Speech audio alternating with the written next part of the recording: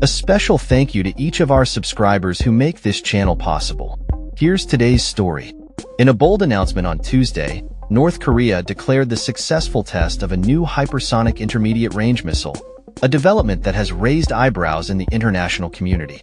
The missile, designed to strike remote targets in the Pacific, is part of leader Kim Jong-un's ongoing commitment to expand the country's nuclear arsenal in response to perceived threats from rival nations.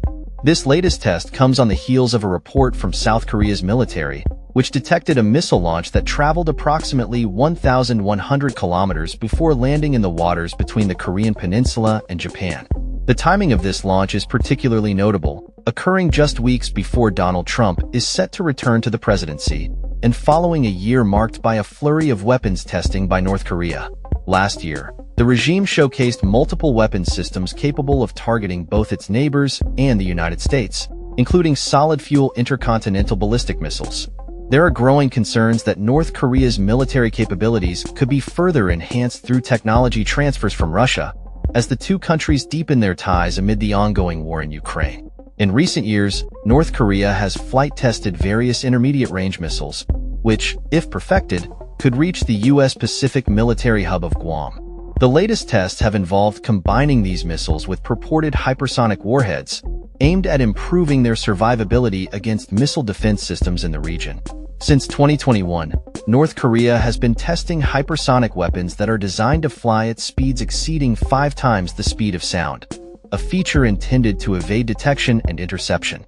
However, experts remain skeptical about whether these missiles consistently achieve the speeds claimed by North Korean authorities. According to state media, Kim Jong-un personally supervised the missile launch, which reportedly traveled 1,500 kilometers, reaching two peaks of 99.8 kilometers and 42.5 kilometers, and achieving a speed of 12 times the speed of sound before accurately striking a designated sea target. South Korea's Joint Chiefs of Staff spokesperson, Lee Sung-jun, expressed doubt regarding North Korea's claims, suggesting that the missile may have covered less distance than reported and that there was no evidence of the second peak. Lee indicated that this test likely followed a similar hypersonic intermediate-range ballistic missile test conducted in April, and warned that utilizing such systems effectively in the confined territory of the Korean peninsula would pose significant challenges. Kim Jong-un has framed this missile development as a critical achievement in bolstering North Korea's nuclear deterrent, asserting that it would establish an arsenal that rivals cannot respond to. He stated, "The hypersonic missile system will reliably contain any rivals in the Pacific region that can affect the security of our state." While Kim reiterated that his nuclear ambitions are driven by the need to counter various security threats posed by hostile forces, the official state media report did not directly criticize the United States, South Korea, or Japan. The missile launch coincided with U.S. Secretary of State Antony Blinken's visit to Seoul, where he was engaged in discussions with South Korean officials regarding the North Korean nuclear threat.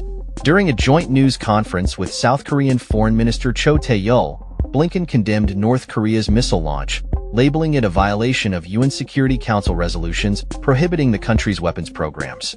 He also expressed concerns regarding the deepening military collaboration between North Korea and Russia, particularly in light of Moscow's ongoing conflict in Ukraine.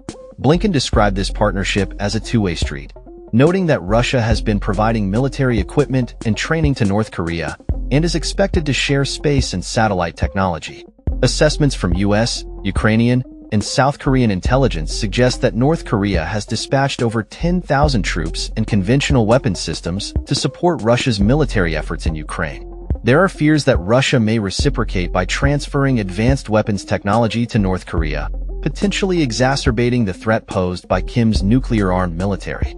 At a recent political conference, Kim Jong-un pledged to implement the toughest anti-U.S. policy, criticizing the Biden administration's efforts to strengthen security cooperation with Seoul and Tokyo, which he described as a nuclear military bloc for aggression. While North Korean state media did not elaborate on Kim's specific policy plans, the implications of these developments are significant. The prospect of renewed diplomacy with North Korea appears dim, especially with Trump returning to the White House. Experts argue that Kim's strengthened position, bolstered by an expanded nuclear arsenal and a growing alliance with Russia, alongside the weakening enforcement of U.S. international sanctions, presents formidable challenges to resolving the ongoing nuclear standoff. As the situation continues to evolve, the international community remains vigilant, closely monitoring North Korea's military advancements and the geopolitical ramifications of its actions. That's all for this story.